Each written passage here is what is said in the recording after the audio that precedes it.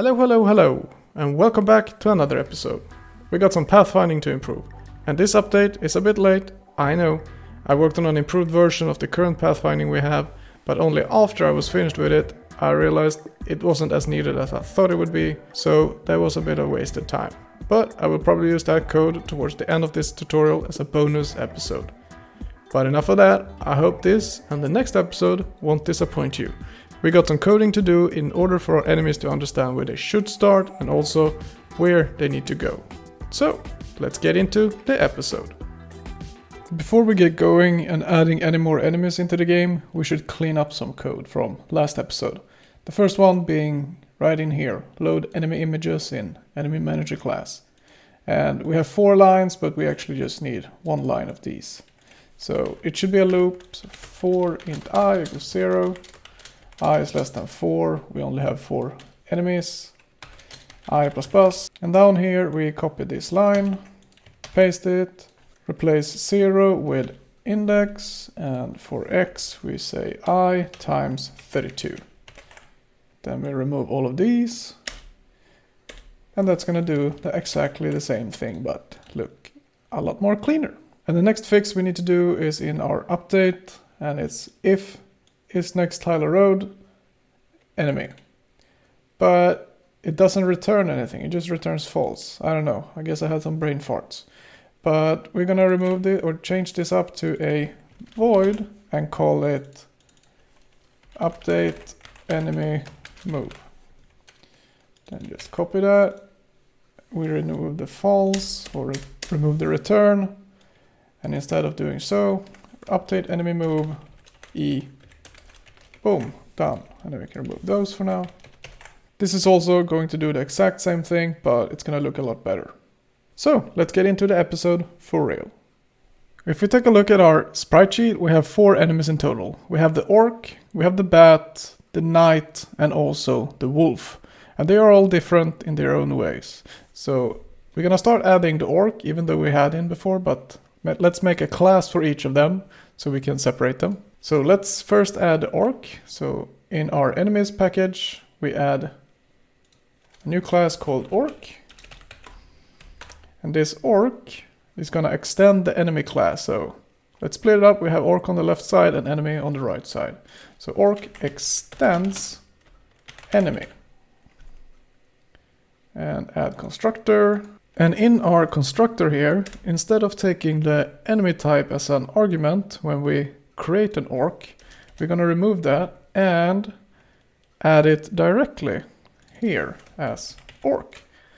But we don't have that constant yet, so we need to go to our constant class, which is in helps constant, and add another class here. Public static final, no, not final, class. And enemies. And we're gonna have a public static final int orc equals 0. Public static final int bat equals 1. Public static final int knight equals 2. And the last one, wolf. Save that one. And in our orc class, we need to import it. So import static helps constant enemies dot orc. I don't think we're going to use anything else than orc, so let's just import orc. And we're going to ignore health for now. We're going to play around with how much health they should have, how fast they should be. That all comes down to balancing the game, if you will. We just want them to be in the game and be able to display them. So for now, I think the orc class is done. And there is actually one more thing we could do, and it's to turn enemy class into a abstract class. And the reason why we make the enemy class a abstract class is that so we cannot create an enemy from the enemy class. We can only create an enemy from an orc, wolf, or bat, etc. So we don't accidentally create an enemy from the superclass, which is the enemy class. So that's why we're going to make it an abstract class. public abstract class. Save. If we take a look at our enemy manager class, we now have an error at the bottom here, and we cannot create an enemy from just the enemy. We need to use a subclass, which is orc in this case. So new orc, and then we remove that one and also import the class. And now the error is gone. Perfect. And right now we just have an orc, so let's add the other 3 as well. And while I'm adding all of these new enemies into the game, why don't you guys hit the like button and subscribe? There's more episodes to come and you don't want to miss them. Cheers!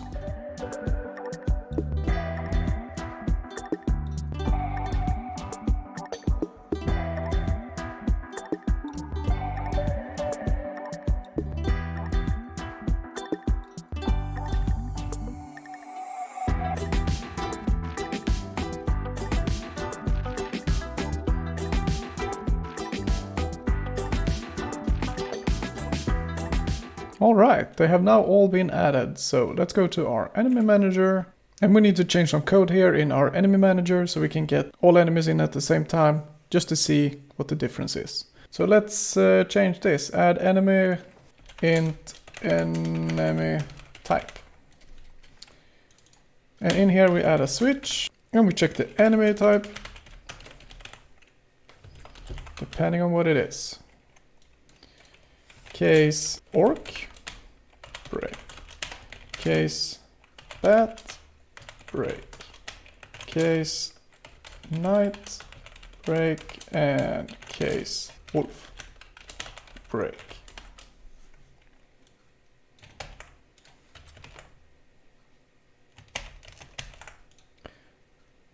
And of course we need to import that as well. Import static helps, constants, enemies, and all of them. Down here we have orc, then we have bat, knight, wolf. Bat, knight, and wolf. And we also need to import the classes, like so. And then we should have an error up here. Add enemy, yep, that's true. We add a orc to begin with. Let's just see if that works. Nothing else is changed. Let's run the game and see if our orc still shows. It does, but he started off very weirdly. So let's find a starting position for him, which would be, where would he need to start? He would need to start 0, 19. So X, 0, Y, 19. And there he is. Perfect. So the orc is working. Let's add all of the rest. So we have a bat, then we had a knight, and then we had a wolf. But if they are spawned in the same position, then they will overlap, and that's not what I want. I just picked 4 corners on the map, and hopefully they will all be displayed. So let's run and see what we got. That's not the right one. This is the right one. And they were not. It's only orc so far. And that's because down here at our draw function, where we draw the enemy, we only select the first index. But we should actually get the index which corresponds to the enemy type. So e.get enemy type. And then we draw. That should give us one of each. The orc, the bat, the knight, and the wolf. Perfect. Now we just need to figure out why they are not moving correctly, or why there is a offset when they spawn. And I think I know why. And it all has to do with the starting direction the enemy wants to go. So if we put -1, which is no direction at all, and then we run the game, then all our enemies are standing still, because when we're trying to check if the next tile is actually a road or not, we get the same coordinates we are at now. and we're moving in the direction, the last direction, which is -1, and -1 does not exist for move, so it just goes in a loop and does nothing. So we need to fix that.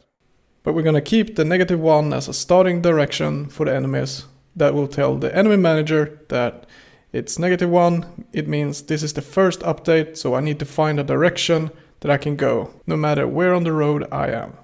So we could add just a simple check up here in update enemy move. If e.get last direction equals -1, then we simply set new direction and move. Then we just need to make sure in this function here, when we do the fix enemy offset, this fix enemy offset is why the enemy is jumping in the first frame that we got. So we just check here if direction is right, then we plus, down, plus, otherwise we do nothing. And the current direction is -1, so this will be the same as it was when it came in this function, so no changes here. And then we're just gonna look for a road that is next to us and go that way. And we can try run it now, and if I'm correct, then the enemies should spawn on the road and just start moving there and no weird jumps. And that's correct. They're starting in the corners and they're moving. And the reason why they're moving in different directions is because they're starting in different ways, so they're trying different directions first. But we're gonna add a starting position and an end position to our roads in the editor. So let's get that going. And in order for us to see where the path starts and ends for enemies, I've added 2 new images to our sprite sheet, one for starting position and one for the end of the path. And if you want to use these 2 images, you have to download the image from my website again, or you can just add 2 images yourself. That's totally up to you. But when we go to our code here and run the game, we go into our edit menu. There's not a lot of room here. Like if I click just a road, the selected tile here takes up a spot and there's not a lot of room at all. So we have 2 options, making the button smaller or increasing the size of this button bar, which I think is the better one. So we're gonna do that. We're gonna increase the size and we're gonna have starting and end position buttons below the row of tiles. So let's get that going. And we'll start out in our game screen class where we set the panel size. We keep 640 as the width, but for height we can increase this to something like maybe 800. That's 60 more pixels. Let's try it and see how big it is. And I think this size works well. There is room for 2 rows and offsets as well, so let's keep this. Now we just need to make the button bar and also the action bar as big as this one.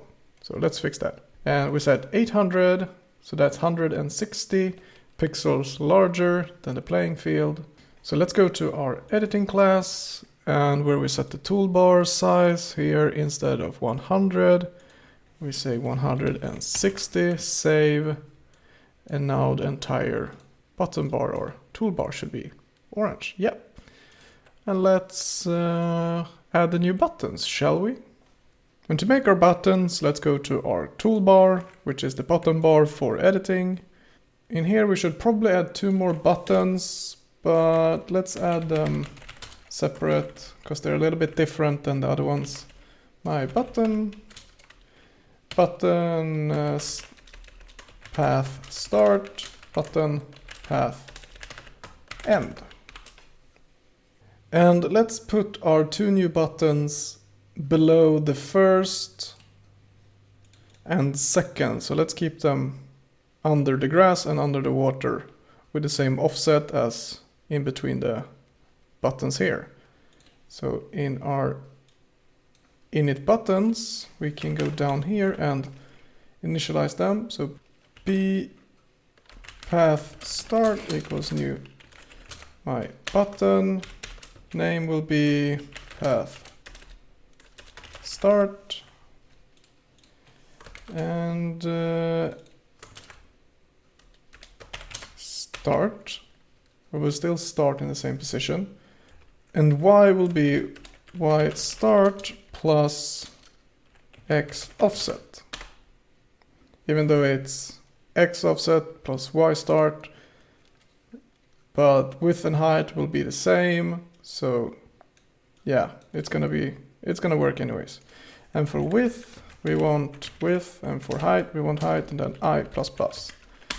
And we're gonna copy this section right here, be path end equals path end X start plus X offset. And the same.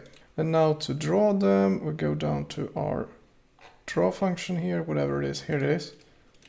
And we're just gonna draw them normally. So we add them b path start dot draw, check, b path end dot draw, like so. I think that's gonna be good enough. So let's check, edit. All right, so they are in. And now we just need to make the buttons have a image instead of the text, and also being interactable with mouse over and mouse events in general, like the ones above. So that's what we're gonna do now. And these two buttons will be different from all the other buttons. And my button doesn't store any images, so we're gonna have to make two images here. Private buffered image path start path end. And in our constructor, init path images, private void init images, path start equals load save dot get sprite atlas, get sub image 7 times 32, 2 times 32, 32 and 32, I think is going to be the correct one. And for path end equals load save sprite atlas, get sub image. We can copy that right away and then just increase this by 1. I think that's gonna work. And instead of drawing the path buttons like that, we make a method for it, draw path button, and we pass in the G, and then we pass in P path start and the image path start,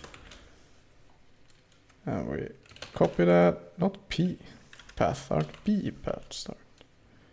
Copy that one, and then we end path end, comment those two out,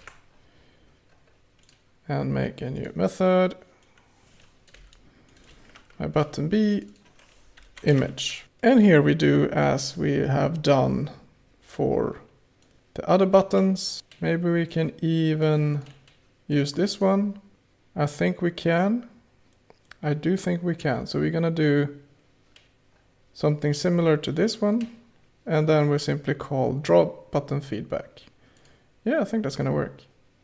First off, we need the image, which is g.drawImage, and we need the width and height, of course. Actually, let's just copy this one, looks way better. Image, button X, button Y, width, height, no, yeah, that's correct. And then we draw button feedback. I think that's gonna work. Let's run and see it. We had some code from before we could have used. Yeah, that looks right. And now we need to add the mouse over and mouse events in general. So let's go down to our first one, which is mouse clicked. We're not going to do that one just yet. We're going to start with mouse over just to see if it works. So b path start dot set mouse over false. We're going to copy this part and then button path end. Yeah.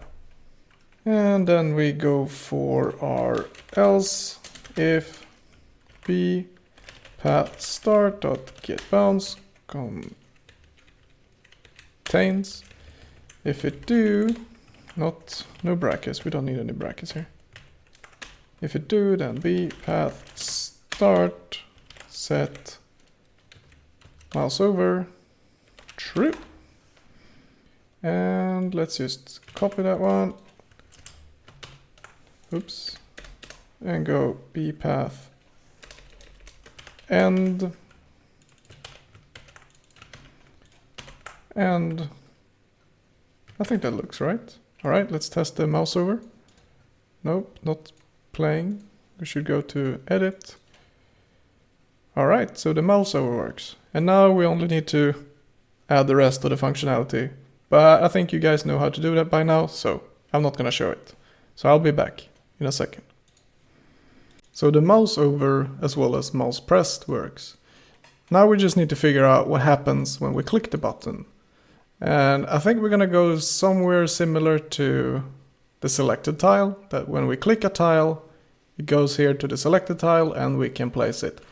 But instead of a tile where we can have many of them in the level, as many as we want, we should only be able to have one start and one end. And they should only be able to be placed on a road. So, how should we go about this? We should probably do something similar to what we have up here, where we make the selected tile or give the selected tile the specific tile and also send it to the editing class. But since they are not actual tiles, we're just gonna make a temporary tile. So selected tile equals new tile. And we're gonna give it the values as we have up here, and the tile requires sprite, ID, and tile type. And ID and tile type will be -1 and -1 for the start. So we say buffered image, we had path start, then we had -1 and -1. I think that works, yeah. And then we editing.set selected tile. So now if we at least press it, we should get it up in here. And we do. And now we can move it around. Perfect. Let's just do the same for our path end as well. So not path start, path end. And instead of -1, we go -2 for each. And that should also allow us to click the edit or end. Yeah, it does. Perfect. But I think this is a good time to stop. This part of the pathfinding for the enemies is about 40 minutes or so, and that's a bit long for a video. So I'm splitting this one into 2 episodes instead, and the next one will come out the day after this one was released. So please hit the like button if you enjoyed this tutorial, and of course subscribe so you don't miss out on the next episode. But before I go, I wish you the best and thank you for watching. I hope to see you in the next update as well. Cheers!